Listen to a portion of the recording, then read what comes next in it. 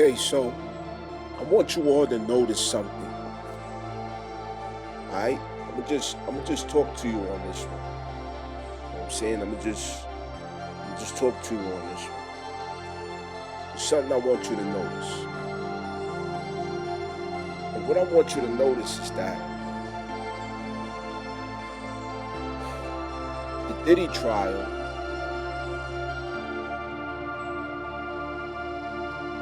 as well as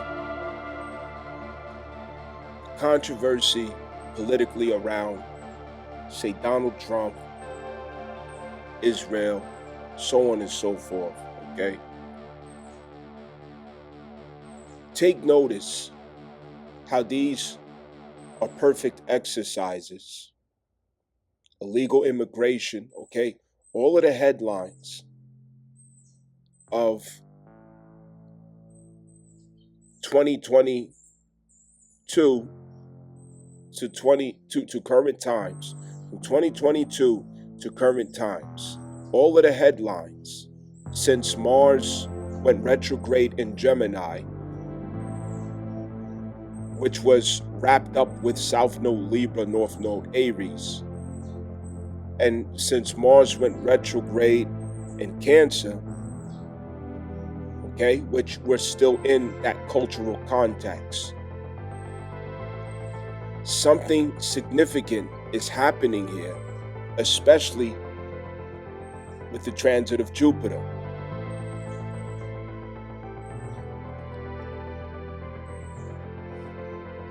Jupiter just finished transiting Gemini, and now it's starting its year transit in Cancer, okay? And both of these are areas where Mars reset the culture, okay? Every year, well, every 18 months, Mars is going to reset the culture for the North and South Node context, okay?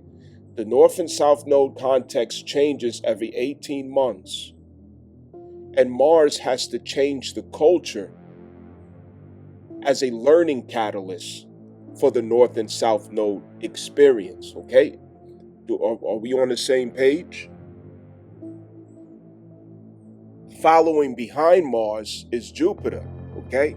Jupiter has to follow behind Mars in order to bring healing and expansion to the controversy, the cultural controversy that Mars brings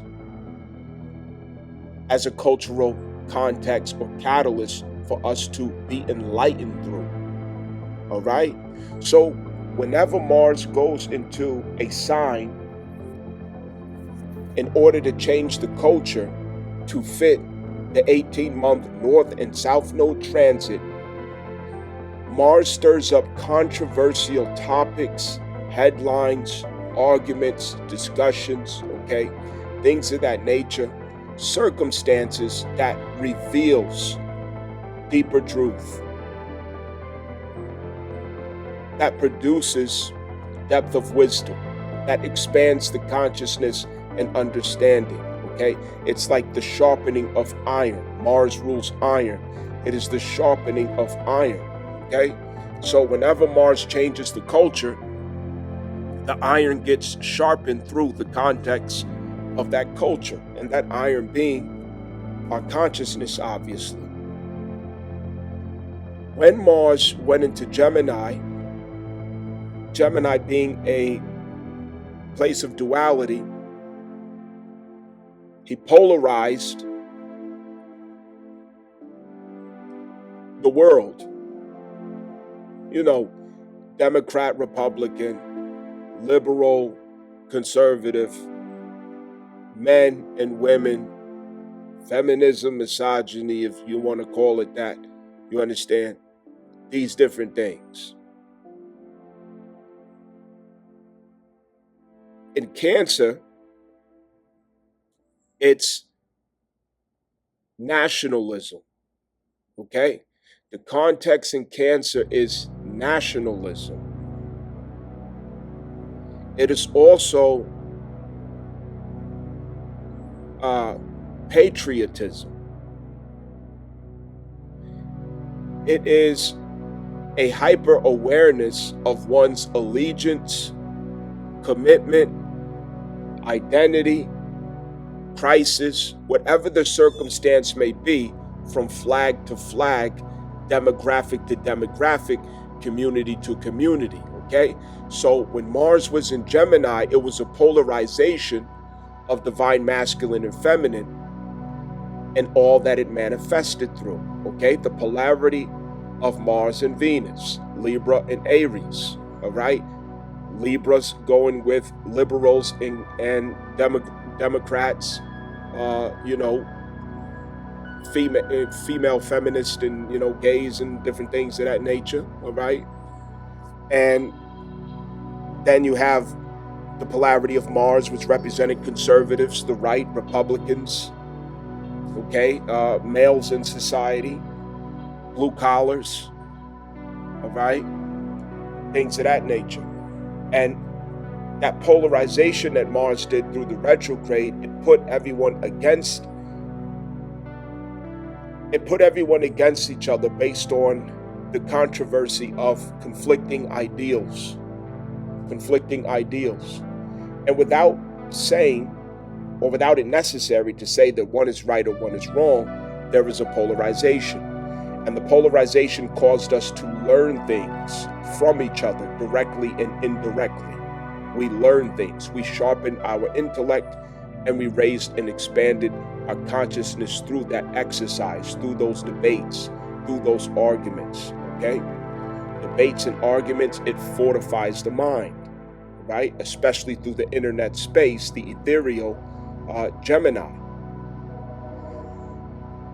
Jupiter always follows behind what Mars does, okay? When it comes to the retrograde cultural context, Jupiter goes behind it and fills it in, because Jupiter, as you know, represents the 9th house, our understanding. It's our understanding and our philosophy. And Jupiter also represents the 12th house, which is our connection with the divine essence and spirit. Okay, it is where we see God through the prism, and it's where we see like God through the prism. Understand? So now we're in the context of Mars resetting the culture of Cancer. Okay, through Cancer. And as I told you, I might be repeating myself, but I got to build it up. As I told you, this has a lot to do with flags and demographics, okay? Cancer represents the 4th house, which is the house of our ancestors, all right? It's the house of our ancestors, from whence we came, who we identify with in a community. It is our demographic. It is what energy we absorbed or got from it, what we learned from it, how we were influenced by it. You understand what I'm saying? And Mars going into Cancer, it brought the controversy to this subject. Wherever Mars goes in retrograde is going to bring controversy so that it can cause healing, right? There are many contexts to this that I went over already. This is one of many contexts, all right, for that retrograde. So this brought our attention to notice or to even focus on national identities, flags, demographics, race, all of these different things, ethnicities, who belongs here, who doesn't, whose country is this, whose country is that, what's your flag, where are you from, who has a right to this, who has a right to that, okay? So it went from the battle of the sexes and the political polarization of parties, okay, political parties, and now the context is leaning into nationalism, patriotism, national identities, okay, even with the topics of Israel, Iran, world wars as the whispers that are building up about world wars, illegal immigration, all of these different things.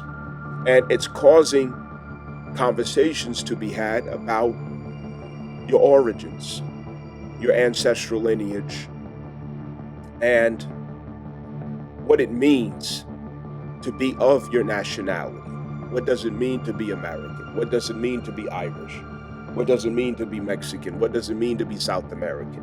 What does it mean to be Indian or Italian or whatever else, right? Now, Jupiter is following behind the deliberate conflict that was stirred about these topics.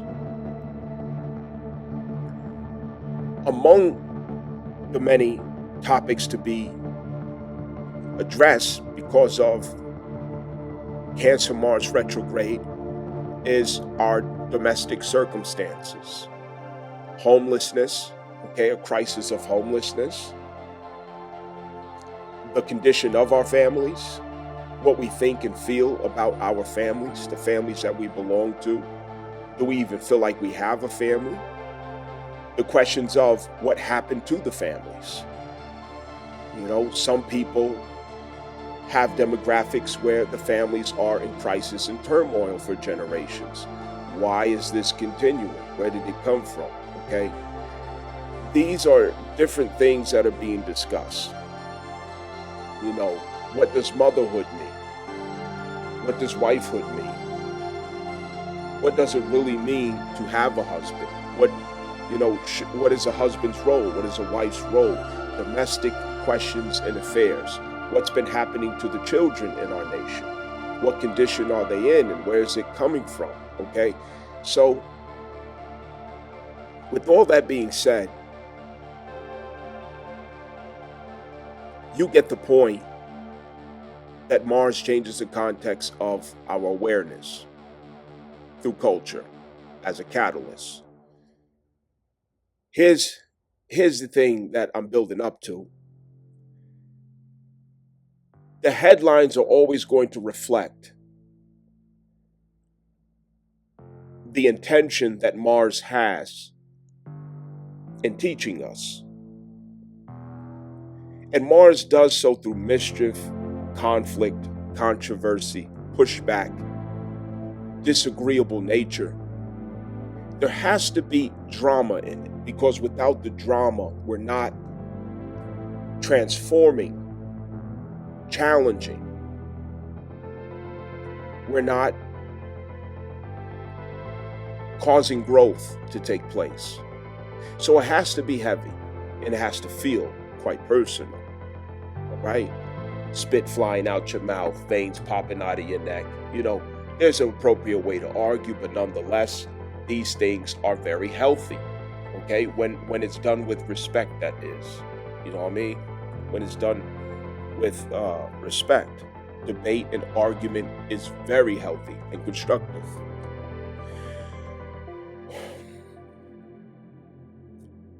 There's two things that this is showing. One thing for sure is that Mars, through Gemini, it challenged our free thinking, because that's when cancel culture became more realized. That's the first time that people started to call out cancel culture. That's when people started to notice, hey, this cancel culture thing is getting out of control.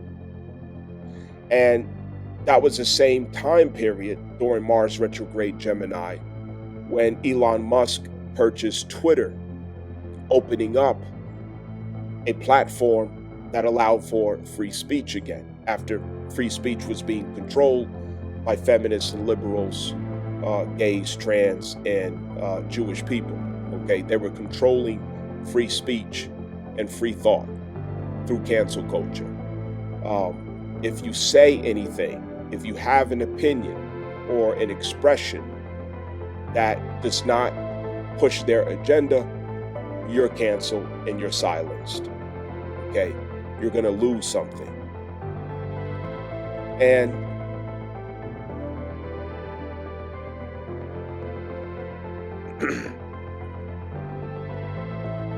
that was the problem we were dealing with. Because remember, Mars brings the problem. Jupiter brings the solution. Okay? Jupiter already made its way through Gemini, so it solved everything that it made of a conflict. It brought solutions. Feminism is dismantled. Liberalism has bowed out. Gay marriage and, trans topics and all this other stuff, you can't hear a peep from that.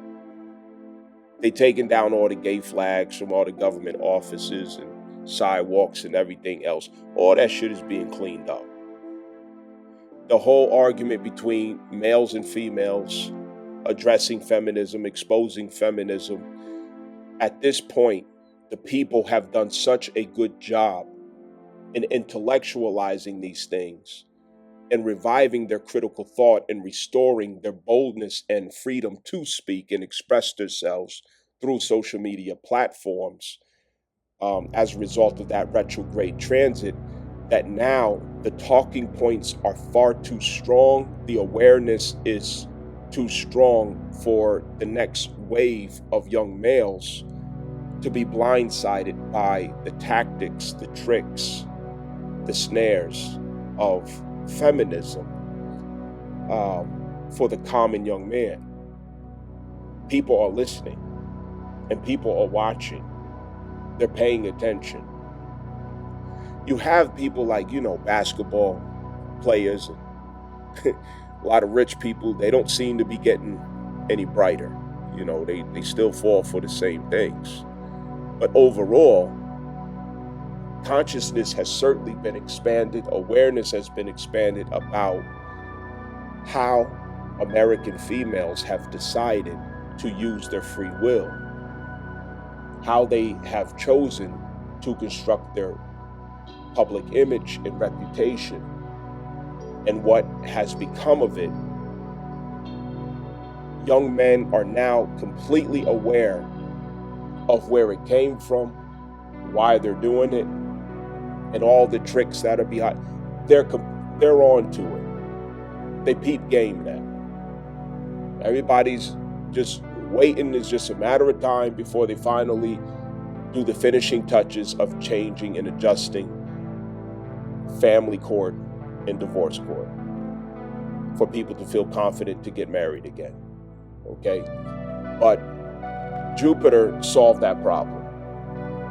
You can't fool the average young man anymore. People know all the tricks.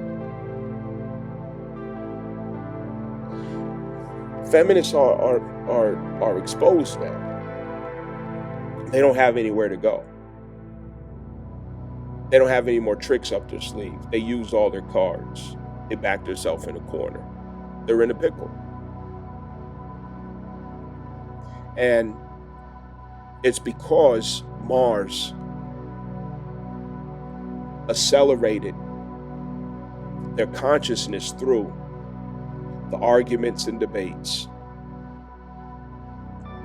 that allowed a quickening of wisdom to come down. We have a new wisdom because of that transit about the South Node Libra, North Node Aries, that polarization. There's a new wisdom about who the liberals are. There's a new wisdom about who feminists are.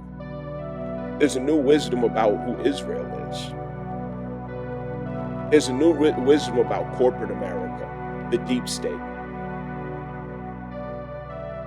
That Capricorn-Pluto transit. This new wisdom came down. People are hip to the game now. They're hip to the game of how it's advantageous to the Democratic left and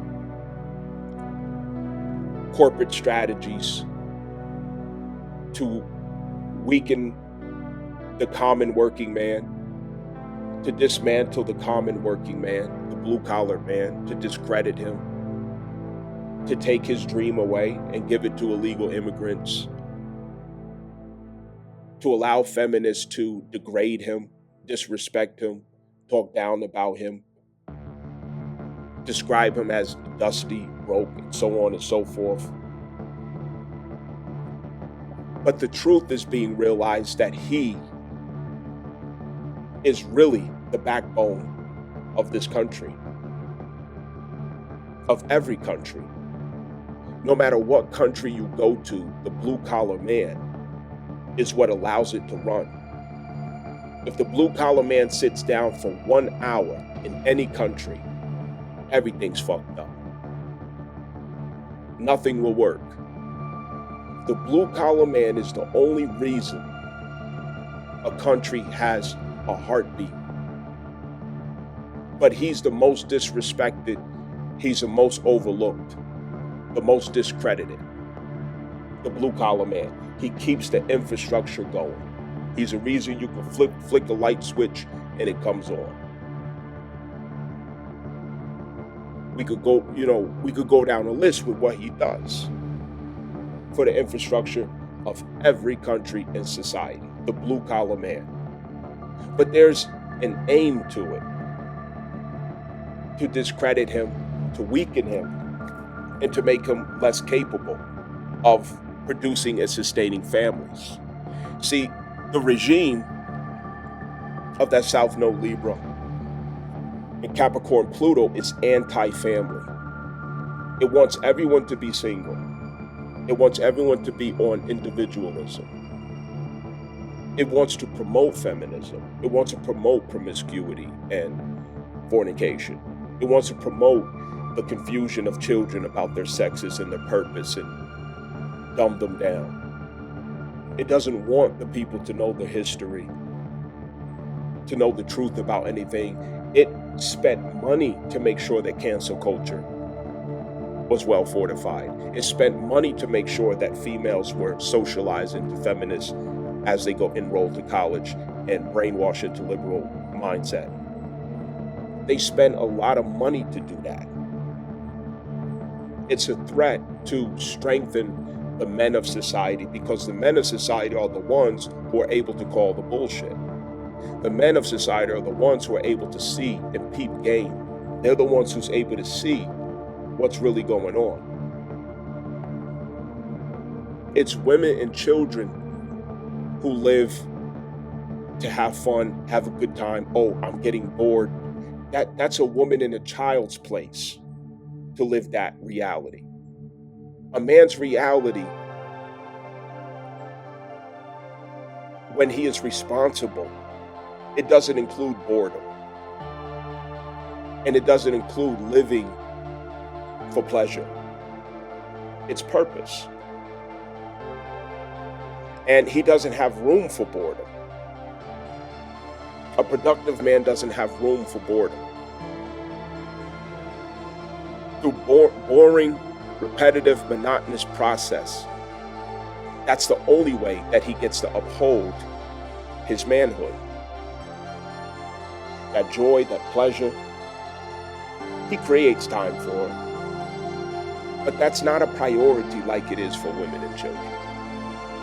I'm bored, I gotta go do this, I gotta go spend money, I gotta do this, I gotta do that. Men are not designed that way, and there's a reason for that. The frugality of a wise man, the frugal nature of a wise man. They can't let men connect to women. They don't mind if Pookie and Ray Ray does, but they can't let real men connect with women in society, because once real men start to connect with women in society, the behavior of women, it changes. The mindset of women changes. Their intentions, it changes. It aligns with purpose. It gets grounded. It becomes less about their self. And that means less useful idiots, less spendthrifts, less consumers, and more family architects. That is what the deep state cannot have. That is what destroys them. That is what scares them. The greatest revolution we, as a people, can ever initiate is reverence of family. That is the greatest revolution. The greatest revolution is that woman should admire man and man should admire woman. And they should come together and make families and respect each other. There is nothing more revolutionary that we could ever do in this modern time. That is the greatest revolution of all. The greatest revolution is that man and woman should realize that they need each other, that they have different aims that are meant to serve the same cause, that they have different natures that are complementary to each other, but only when they are living out their nature and identity.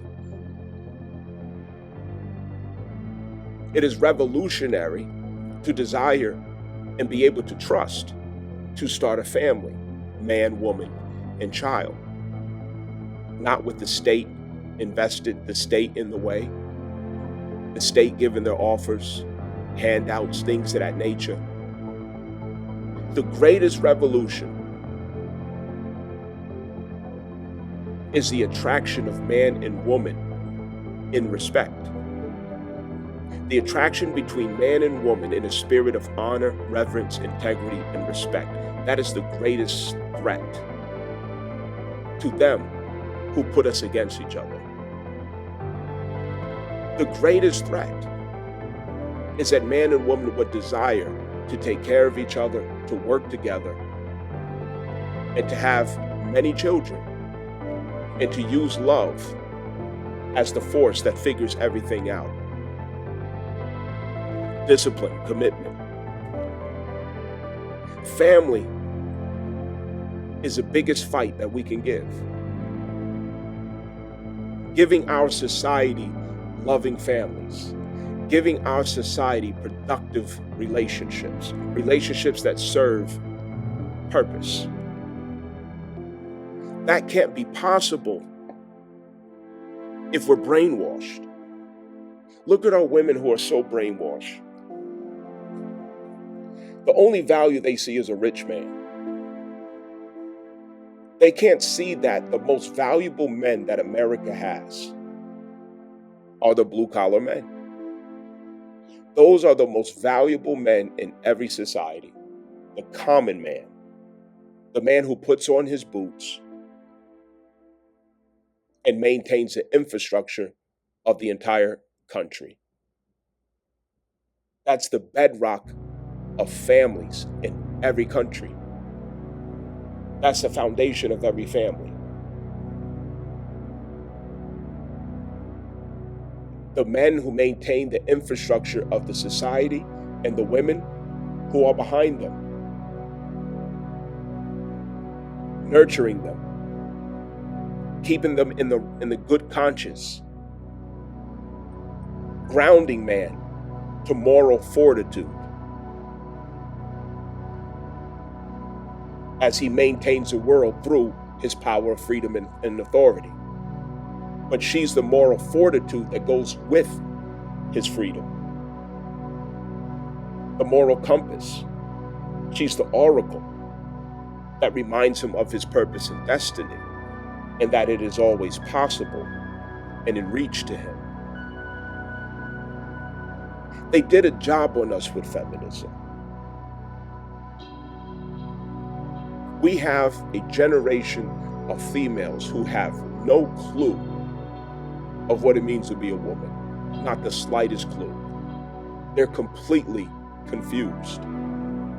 Ambition, career ambition is all they know. They don't know anything else except career ambition. They were brainwashed to think that way, and it is anti-family. You will never make revolution with that mindset. The more you indulge in that, the less children you want to have, the less you want to be married, the less you could focus on someone in a relationship.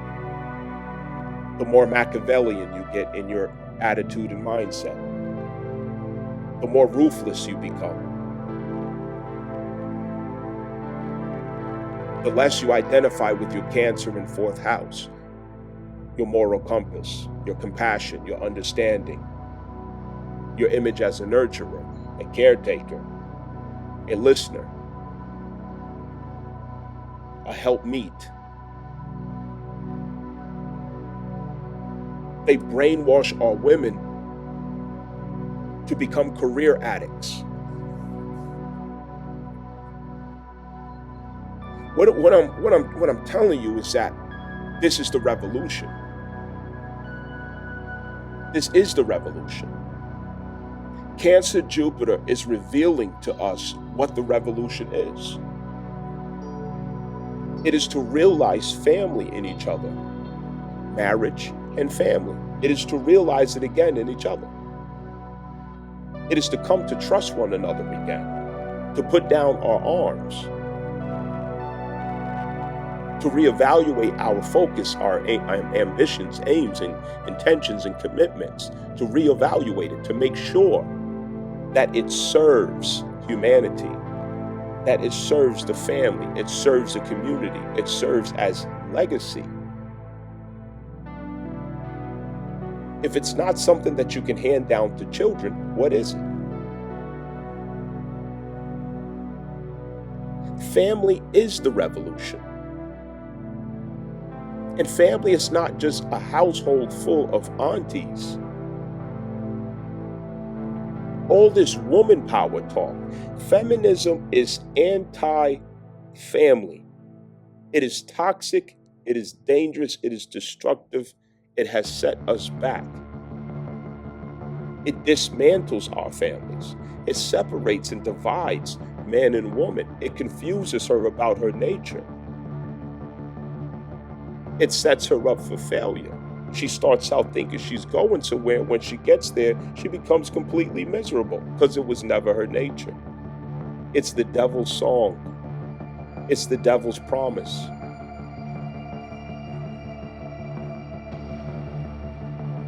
People, what I'm pointing out to you is that we're being shown what the revolution is. It is for man to love woman, and it is for woman to love man. Why you think they wanted so hard to push the gay agenda? They wanted everybody to be fucking gay. That's what they wanted. And they used black women to push it. They wanted everybody to be fucking gay. They wanted females to be licking pussy, and they wanted niggas to be sucking dick. That's what the fuck they wanted. They wanted everybody to be fucking gay. They want the kids to be confused about their gender and all this stuff. When you add and mix all that for generations, everybody's confused on what a family is, what a family looks like. And you walk around uncivilized savages, procreating by accident because you're promiscuous, because you're a fornicator, and bastard children fill the earth.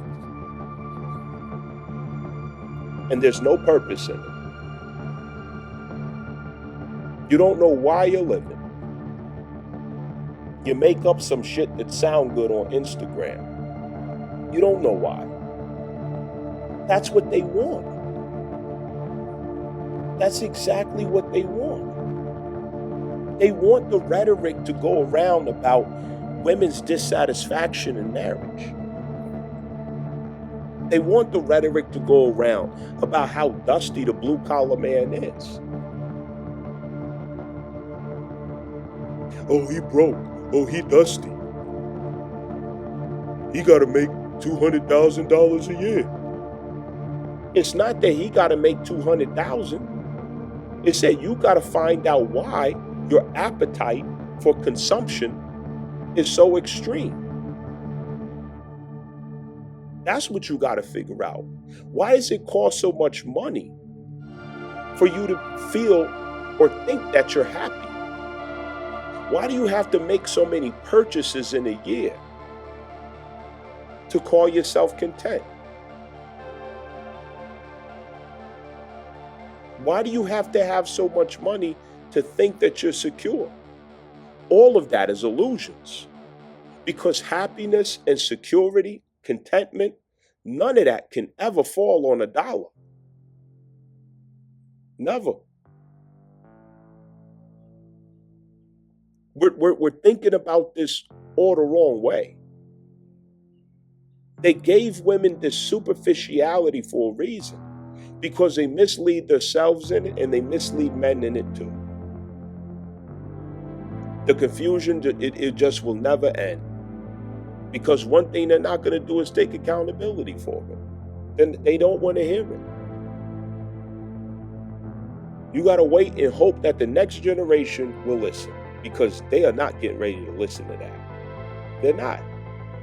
The entitlement is greater than ever. You got people thinking that revolution is, we nation building or generational wealth and up. Niggas be lying on the internet, talking about generational wealth and nation building and all this other stuff and getting to the bag, and they're lying, because none of that means anything if the focus is not character, values, culture. Because the more money you get, the more you amplify the character that you didn't even work on. The more you expose your lack of values. The more money you get, the more uncivilized you become and ruthless you become. The more immoral you become, the more savage you become, the more money you get. That's not the foundation of legacy, not money. Legacy is in that which is eternal through the blood, through the lineage. And wisdom, culture, character, values, morals, tradition, these are the things that sustains legacy. And money helps it move. It helps it spread. It helps it sustain. Understand? It enriches it. It's very poor education in our country. We got education all wrong. Education to most is something that you get to get a good job or career. And I'm sorry, that's training, not education. That is training. It's good training. What good is $1 million in the bank account of a liar, a thief, a fraud, a coward, a criminal, a womanizer, an abuser, a tyrant? What good is it? It only makes him more of that, which he already is. See, we're really lacking understanding here. What would really be a revolution is if the common man becomes attractive or realized by the common woman. But you got the common woman who thinks that she's entitled to the 0.5% to 1% of men. She thinks she's entitled to the 1% of men. All of them think they're entitled to the 1% of men.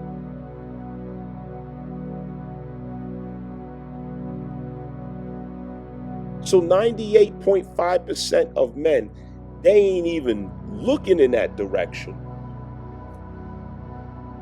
because they have this brainwashed, delusional concept of the self that they are to save themselves for the 1%. Meanwhile, sleeping with Pookie, who's the worst of the worst in the community, giving him all the babies of eggs that she could possibly push out of her fucking uterus, while pretending like she sees herself as qualified for that 1%. But the babies, the trail of babies behind her, is a witness against her fraudulent claim.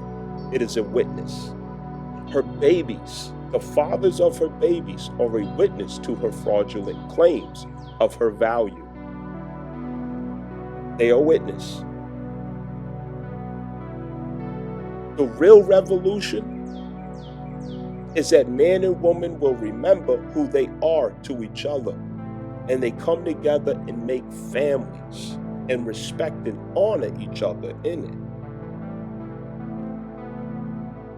That women will find attraction again in our best men. And our best men are not our rich men. It is our wise men, our good charactered men, our men who have integrity, our men who are skilled.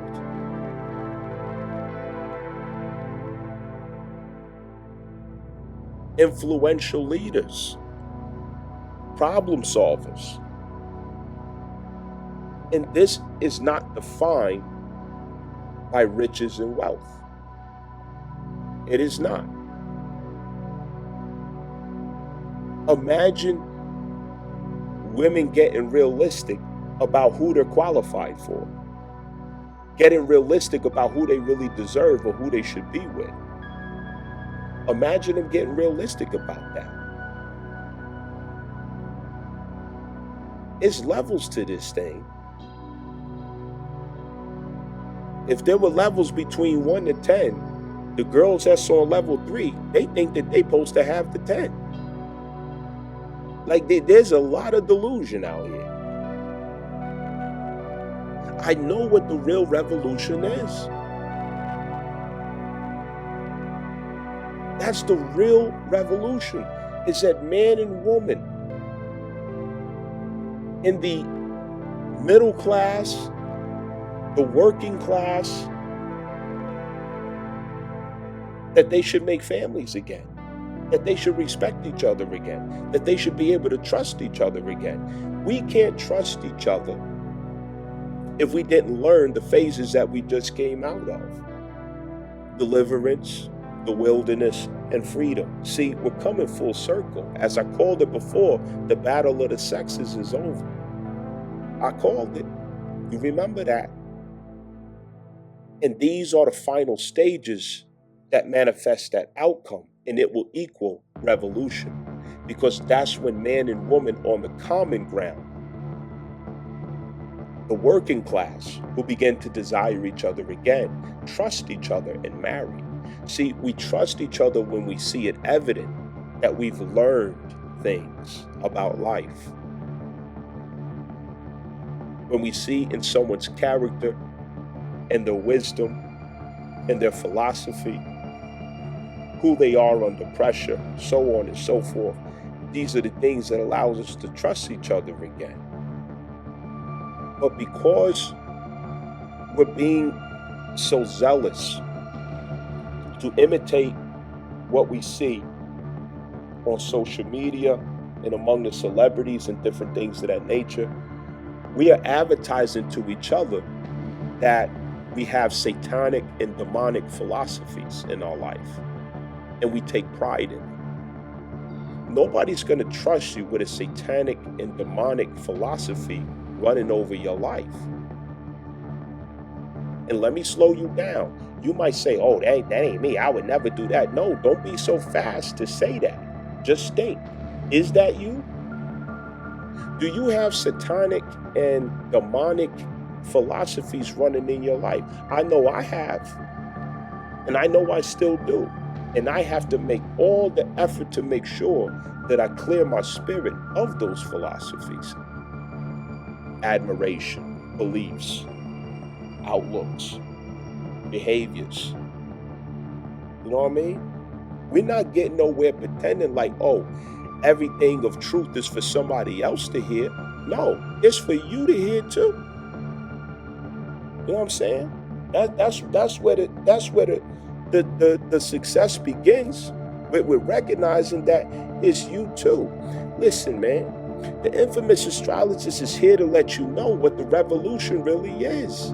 Let everybody else sell the bullshit. We know the truth.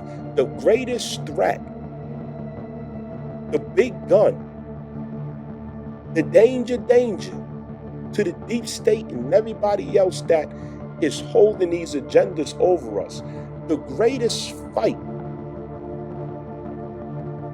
the bloodiest revolution that we could come up with is to love each other as man and woman and to become trustworthy as man and woman and to be intentional with our life and our destiny as man and woman, to play our roles as men and women, and to desire the best of us again. We need to desire the best of us. Who has good character? Who has values? Who's honest? Who's trustworthy? Who's a good person? Not who's rich. Not who can spoil me and spend on me and give me all that I desire. No. You're looking for somebody to worship you. You're looking for somebody to finance your bad habits and your addictions. You're avoiding getting down to the bottom of why you need to spend so much in a year and consume, buy and buy. You have a sickness. That's the greatest threat. It's that men and women in every country, that we start marrying each other again and loving each other. I'm just going to keep it honest. Men are not going to want to marry until the courts reflect fairness. Okay? There's already progress because Donald Trump took down all of the handrails and safety nets that enabled, promoted, and upheld feminism. He took it all down. Donald Trump is a catalyst for this change. I'm not speaking about Donald Trump the person, I'm talking about Donald Trump the catalyst. All right? He's being used to fulfill what was already destined to manifest, okay? So I ain't one of those Trump worshipers. You know what I mean? Yeah, I'll vote for Trump 1,000,000 times because I know that he is consistent with what must unfold in this time period to get to the other side. But it ain't got shit to do with him as a person. Because he do a lot of fucked up shit too. You know what I'm saying? It ain't about that. But feminism and liberalism is being dismantled. And the final step that's going to give young men trust again in getting married, or even middle-aged men to get married, is the courts. Family courts cannot be a system that hangs and exploits men. It's tyranny over men. The divorce courts cannot be incentivized for females to divorce at a rate of 70%. That cannot be. Men are not going to be interested in getting married until the courts reflect fairness and equality in every sense. There cannot be incentivized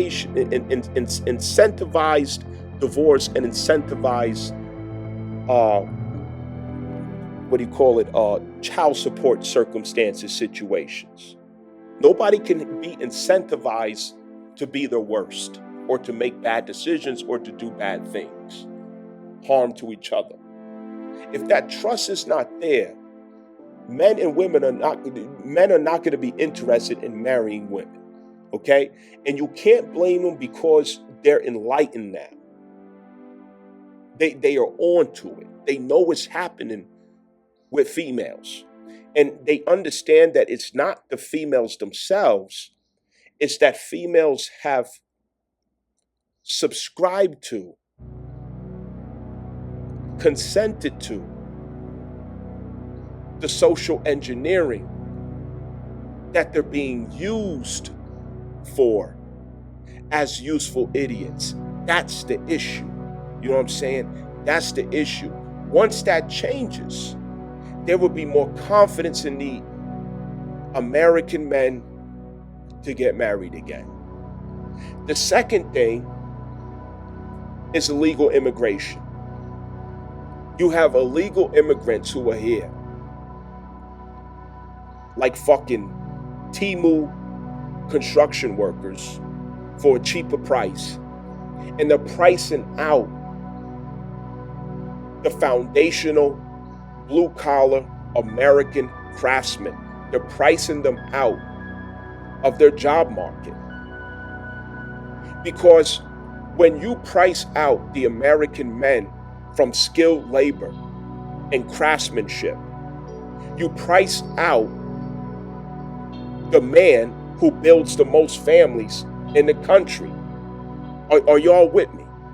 Do you see this picture? So illegal immigrants gotta get the fuck out of here.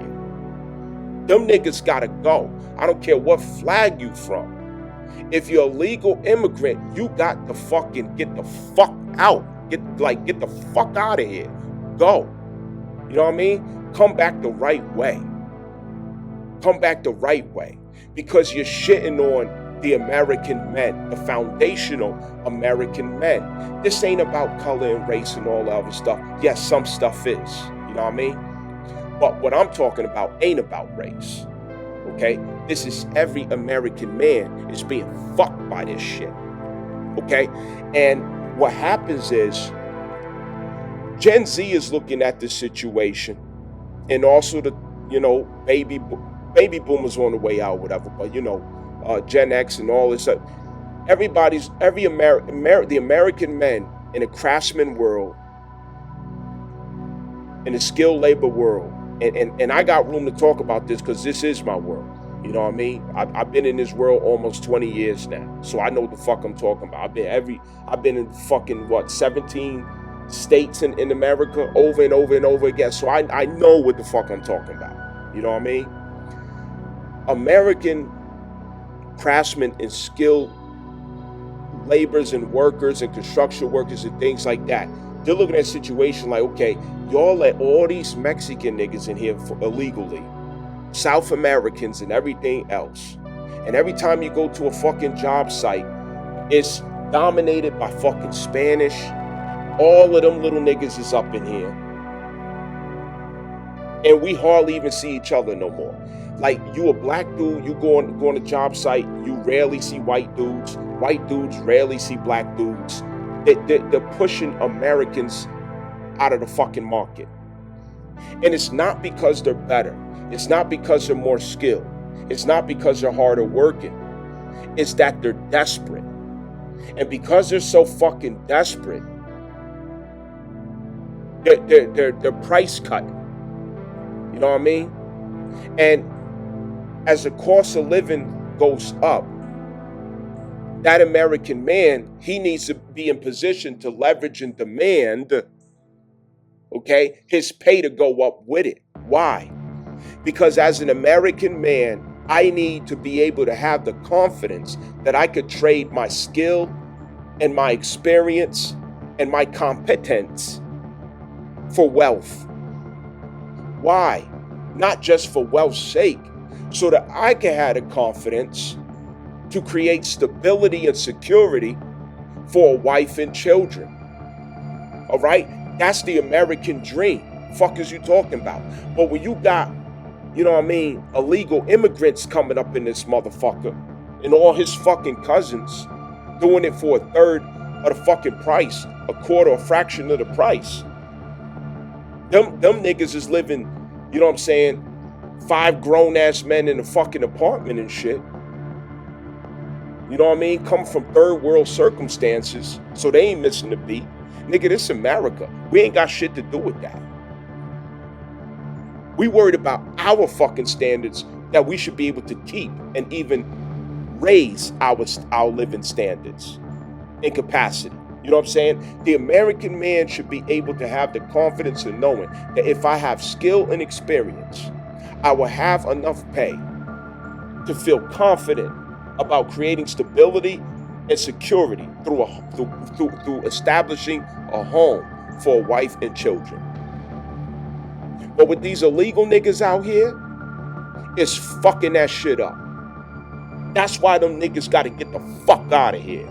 And you got people out here crying, oh, ICE, oh, it's so sad, and they took the daddy away, and oh, it's just so cruel, it's just so mean, and Trump is so racist. Nigga, suck a fucking dick. Suck a fucking cock. Understand? Suck a fucking cock. All you motherfuckers that saying that shit, suck a fucking cock upside down. I swear to fucking God. Because you don't understand the bigger fucking picture. You don't know the bigger picture. I hear the conversations out there. I see what American niggas is going through. White men, black men, Hispanic, Asian, you know what I mean? Immigrants, legal immigrants, you know what I'm saying? Every nationality. I see what they going through out there. All right? And it wasn't always this way. They're noticing. And the confidence to take care of families is dropping. Gen Z is looking at this like, hold up, you want me to do what? For how much? See what I'm saying? Because already they, Gen Z, and it's our fault, the generations before them, you know what I mean, for many reasons. Feminism was a very big part of it. Fathers not at home, all this other stuff. All right, we talk about that a lot. But Gen Z ain't got the grit and strength to do the career that I do. All right, and I get it. Hispanics bring their Gen Z out there, and they can handle it because they coming from a different world. But here in America, our 20-something-year-olds, our teenagers, they can't handle hard work. Only the exceptional ones can, all right? But very few of our American youth can handle hard work. And they're not mentally conditioned for that. So they looking at the situation like, I can't do this for that amount of money. Because one thing about Gen Z, they know how to run it through their head and say, hold up, nah, I can't buy a house like that. I can't take care of myself like that. I'm still gonna have to have roommates. They're adding it up in their head. Gen Z is screwed in the aftermath of all that we've been subscribing to and falling asleep to, by the corporate will. And they're the ones who's getting the worst end of the stick, okay? Because their whole life, they're growing up to the reality of, man, I'll never have enough money to date a girl. These girls want 6 figures. Where the fuck I'm gonna get that from? I'm only 22 years old. I'm only 19 years old. And they only responding to niggas who got 6 figures. This is white boys, black, Asian, Spanish, whatever. American males of Gen Z, they have brilliant ways of getting money. Let me not get that twisted, okay? Social media and and crypto and all this stuff, they have brilliant ways of getting money, all right? But that's not the average Gen Zer, okay? The average Gen Z is sitting there in their mother's basement, playing video games, smoking blunts, eating Funyuns. And they feel discouraged about getting out there even fucking trying because it's not even realistic. You want me to do that for what? And I still can't buy a house. I still can't pay my own bills. I still can't handle a car note and rent or or mortgage.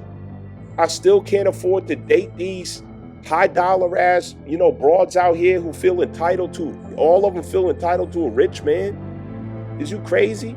Taking these broads out to date or something like that, you got to spend hundreds of dollars. They expect you to spend hundreds of dollars dating them.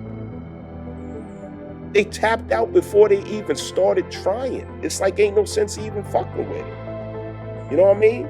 So they get on Pornhub, whack one off, play video games, smoke blunts, make some content, do some TikTok dances. You know what I'm saying?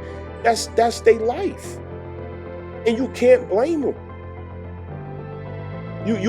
No, America is not giving a realistic option to Gen Z, let alone the ones who've been pushed out the market by illegal immigration. And then on top of that, you got feminists shitting on everybody who's not rich. All the men who aren't rich, they shitting on them. Talking shit, oh, you dusty, oh, you broke, oh, we don't want this, we don't want... What do you think that's doing to the self-esteem of the average Gen Zer? What do you think that's doing to their self-esteem? Imagine a generation of young men who never knew what it was like to go to the mall and holler at girls, get girls' numbers, chase girls, you know what I mean, and stuff like that. It's a fucked up reality. These females get weaves and lashes and social media accounts. They get butt-ass naked on the camera. They showing their whole body. You know what I'm saying? They have no respect for themselves, no morals, no values, no nothing. And this is all Gen Z got to pick from? And they supposed to trust to get married or trust to build families, and they see that American females is not something to trust. They are not trustworthy for the most part. Yes, there's exceptions. Let me throw that out there. There's always exceptions, okay? There's exceptional ones out there. But y'all not gonna play stupid like you don't know that American females are fucking predators. And these young men know that. It's like they tapped out before they even fucking begin. But anyway, enough of that rant. Here's another point I opened up with Diddy and then I went on a rant. You know what I'm saying? I said I'm going to just talk to you, you know what I mean? But controversial topics like, the Diddy trial, in which now, allegedly majority of the charges were dropped, okay? Then you got, a recent controversial discussion of the legendary Nas from Queensbridge, okay, and Jim Jones from Harlem. A comparison, I mean, with my generation, that's laughable, you know what I'm saying? In fact, disrespectful to even compare the two. But this new generation, they're going to look at it different, and I get it. You know what I mean? They wasn't raised on Nas, Illmatic, and, it was written and all of that, you know what I'm saying? They ain't hear how Nas was the consciousness of the 90s. You know what I'm saying? He was blending street wisdom, street chronicles with conscious Afro-Asiatic, you know what I'm saying, wisdom. You know what I mean? He taught a whole generation. He enlightened a whole generation. He inspired and motivated a whole generation. He used hip-hop for what it was really for. You know what I'm saying? Jim Jones was, he more of the Harlem flashy, you know what I'm saying, stylish, get dressed, talk with the vernacular, you know what I'm saying, all that other stuff, you know what I mean, Dipset, and all, Dipset era. You can't compare them two. It's just disrespectful. But the generation that never grew up on that, I get it why they might even argue it, okay? But anyway, it's topics like that, the Travis Hunter, you know what I'm saying, suckering his way into a marriage with no prenup, knowing that the female he married was just, you know what I'm saying, she a fucking whore, and he smiled the whole way through it. Gotta learn the hard way. But it's topics like these that reveals to us where we're at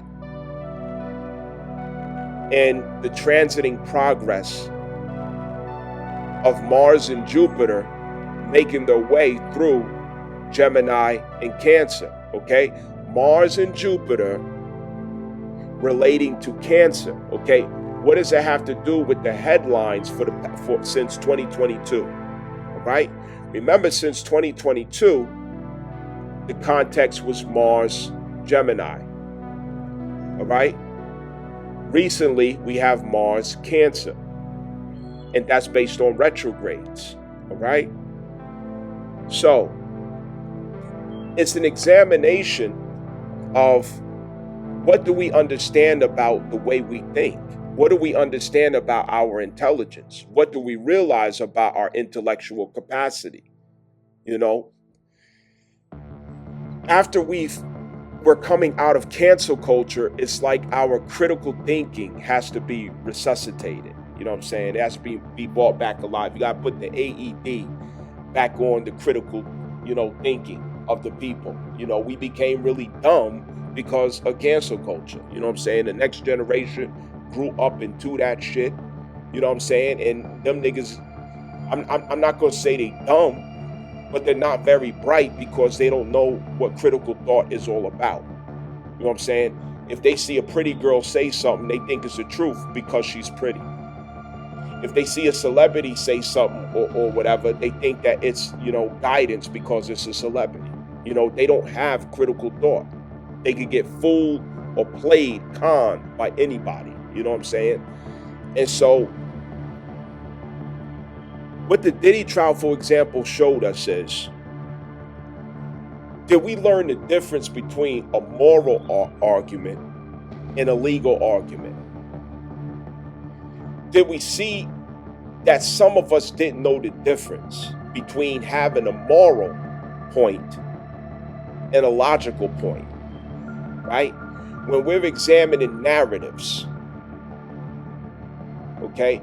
When we create narratives and push them through the generation, did we take a moral argument and make a narrative out of it? Or did we take a logical or legal argument and make a narrative out of it? Who's been controlling the narratives for the past 40 years, okay, in America? Females in every household. In every household, females have been controlling the narratives here in America because feminism dominates this country. Woman empowerment, believe every woman, yada, yada, yada, okay?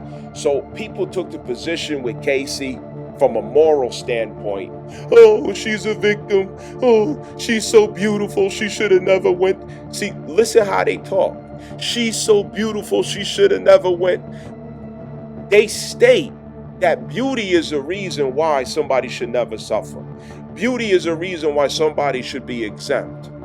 Beauty is a reason why, okay? She's so beautiful. She should never have to go through. Oh, she's so beautiful. She needs to know her value.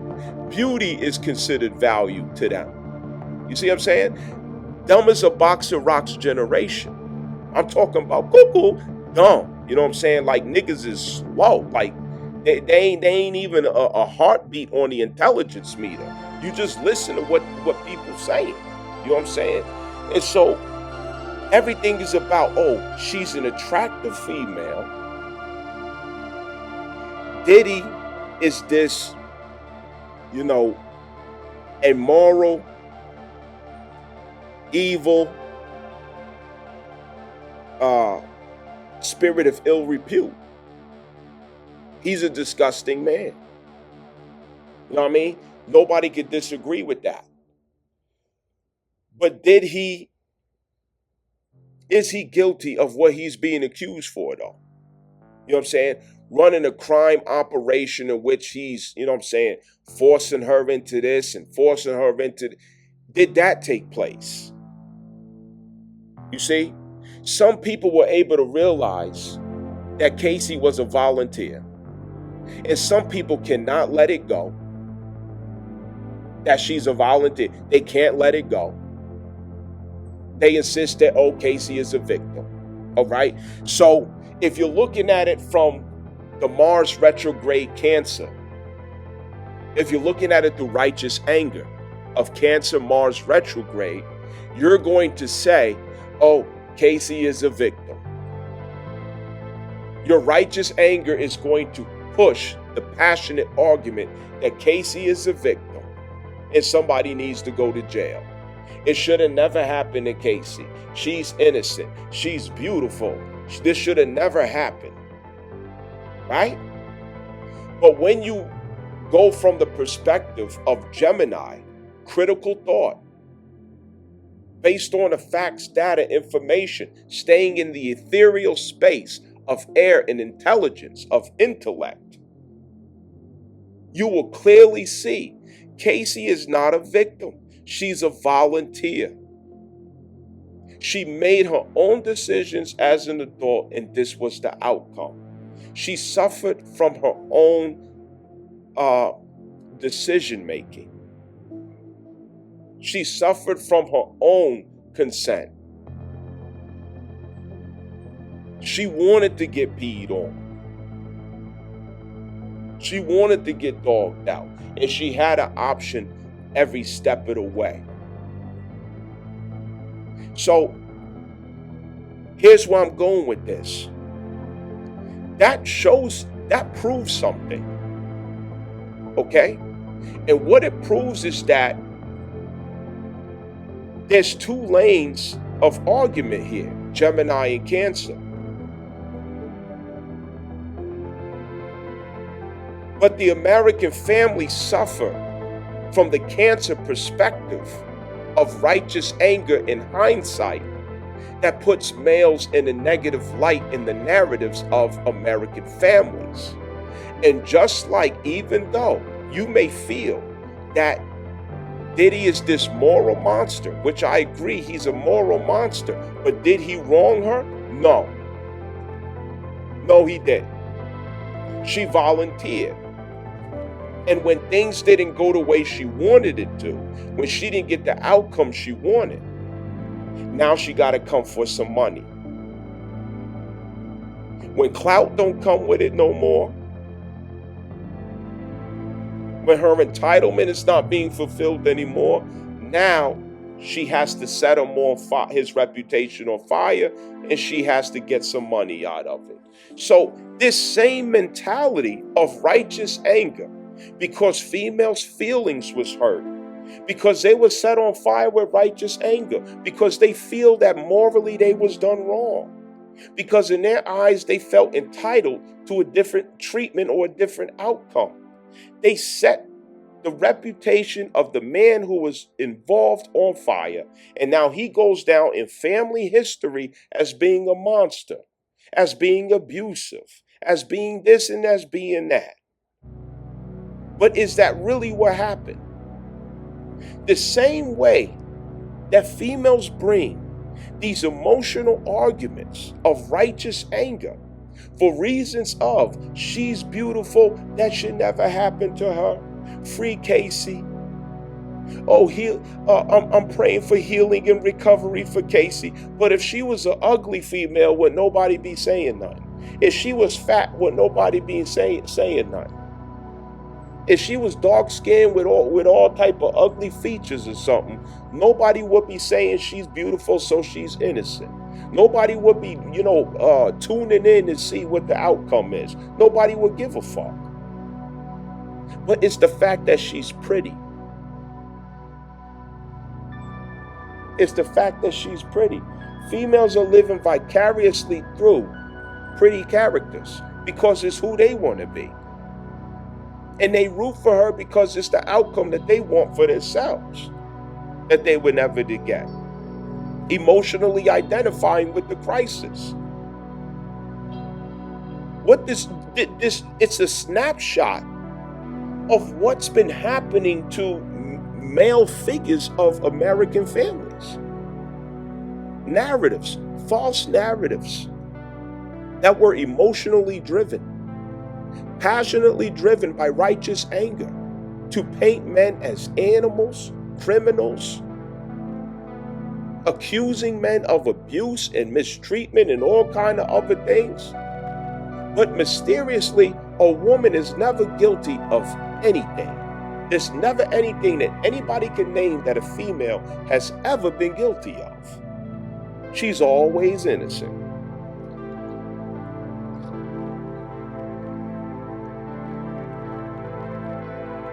It was never mama's fault. It was never grandmama's fault. It was never auntie's fault. Never. It was always your no good daddy. It was always papa.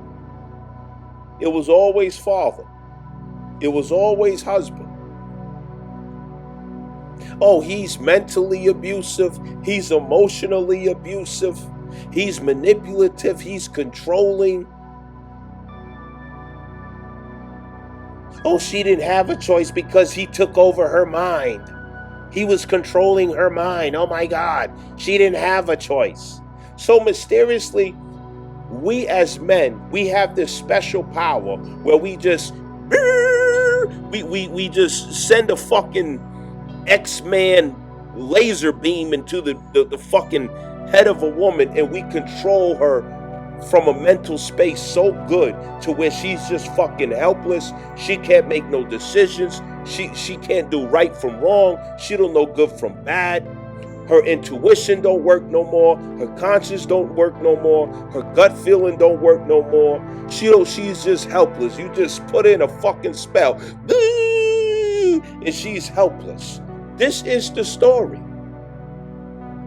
These are the excuses that females put up over and over again. Oh, she couldn't do nothing because she was under his spell.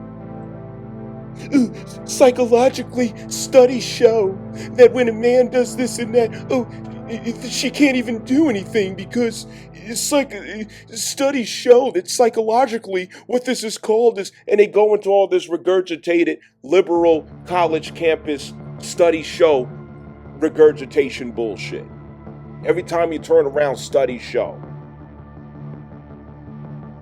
Yeah, that's what men do when they want to control, and they want to control a woman. That's what men do when they just put you under this spell. If you can't accuse somebody of socking her in the mouth, beating her with a bat, throwing her down the stairs, or whatever else, oh, she's under this spell. She had every option to leave or stay, to go back or keep it moving, to return again and again and again and again, or save herself from damnation. But because she insisted on this experience, the excuses are he put her under a spell in a trance. The same thing happened to our families for 40 years. When the outcome of relationships do not turn out positive or good, it's blamed conveniently on the man. Oh, he put her under a spell. He had auntie he had grandma, he had mama under a spell. He was controlling her and she just couldn't do anything and she just fucking lies for decades. Bitches just lying for fucking decades, lying out they fucking ass. And that's a snapshot of where a lot of the fucking confusion came from. Women running their fucking mouth, lying. Some lying ass bitches who felt righteous anger as a justification for lying. I'm angry in my righteousness, so I'm justified to lie on this motherfucker, to exaggerate, to say he did this and he did this and he did that. I'm a victim. Ooh, woe is me. Help me. I'm helpless. I'm a damsel in distress. I'm weak and helpless. But any other time, I'm fierce. I'm a woman. I'm fierce. I'm a woman. Oh, she's so strong. She's so brave. Casey, she's so brave. She's so brave for what? Because she went on Craigslist and wanted some niggas off Craigslist to pee in the fucking mouth, so she's brave for that? She wants somebody to nut in the fucking mouth, so she's brave? These bitches are fucking loony. This is how far we've fallen from wisdom. This is how fucking dumb we become in America, and we gotta save ourselves from this fucking ignorance. It's sad and disgusting, the fucking ignorance that we fell down to. What the fuck are we doing? What are we doing? Cancer, Gemini. Justification of righteous anger.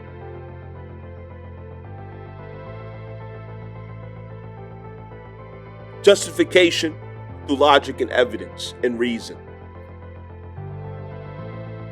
We learn one, and now we're learning the other. Now we're learning to see ourselves when our righteous anger justifies terrible decisions and behaviors. When our righteous anger justifies our crimes against humanity and family, our crimes against marriage, our crimes against community and family, our crimes against children and their parents, alienating children from another parent, because our righteous anger justifies it.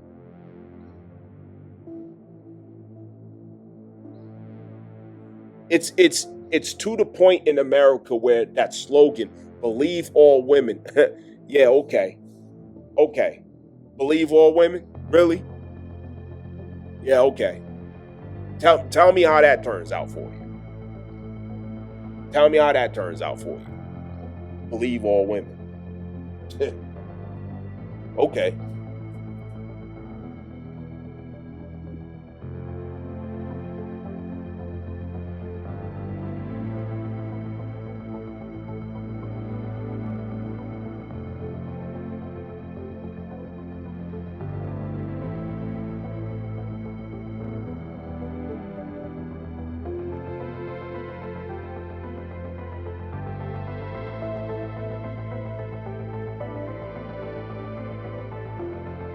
So, speaking of revolution,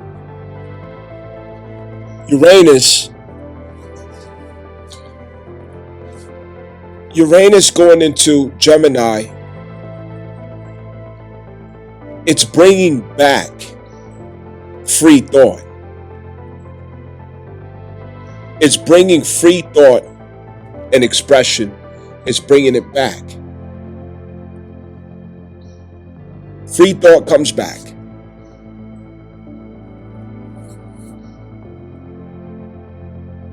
It just so happens at the same time, the South Node will end up in Leo during that time. And Leo is where we have expression. Okay, Gemini the thought, Leo the expression. And with Uranus at Gemini, it's thought that no longer is chained by social conditioning, false narratives, brainwashing, liberalism and feminism. Free thinking comes back once Uranus goes to Gemini. That's a powerful time compared to what we just made it do.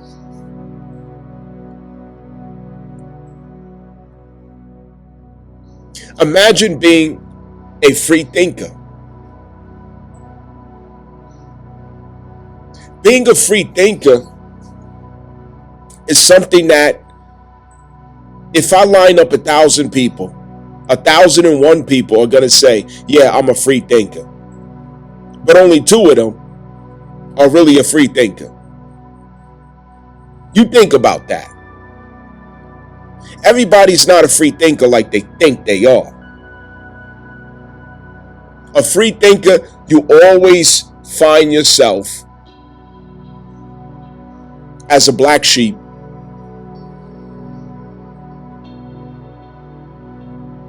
You become infamous. People scared when they're within your eyesight. They're scared to move or speak around you because your thinking is free. They can't predict what you're going to say or do. You're not predictable. You're scary. You're a threat if you think freely. The free thinker is not socially engineered to have a particular point of view, perspective perspective, response, reaction, mindset, opinion.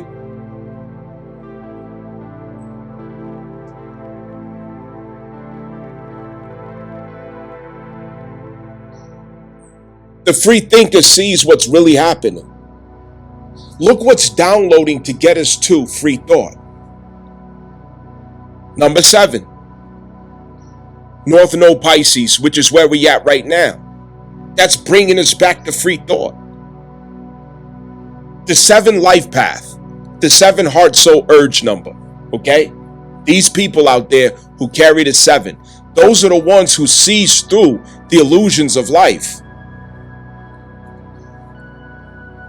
They see through the illusions of life. They see what the truth is, underneath and behind, within. They see the essence of what's really there. When you're a free thinker, that's what you see from. You're able to see the fraudulent mask. You're able to see the false representation. Imagine having the courage to also speak on it and act on it. Imagine that. The courage. Free thinking is being born from that South Node Virgo. It's getting us all to ourselves, subjecting us to a sense of isolation, and it's starving us off of those addictive attachments to Venus themes. And it's allowing us to be able to recognize the voice of our own heart, to hear the voice of the inner being again. It's reconnecting us with the divine voice, the divine self. When you are connected with that, nobody can lie to you. Nobody could trick you. Nobody could fool you. You see the truth. You know the truth every time. All of these transits are pointing at that. It's bringing us back to free thought.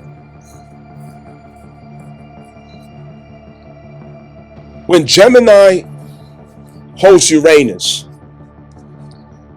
there's war, there's combat, there's controversy. Like you wouldn't believe. It has to. Because now people aren't lying to each other. People aren't pretending.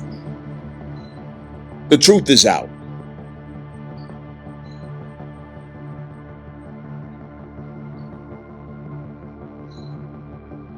Are you a free thinker? Let me ask you, are you a free thinker?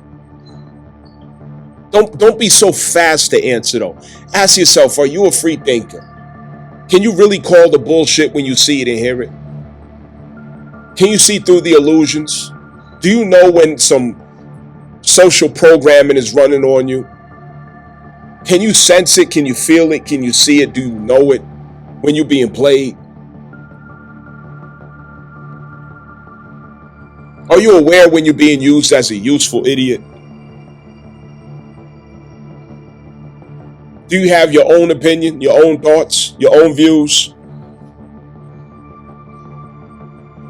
Are you really a free thinker?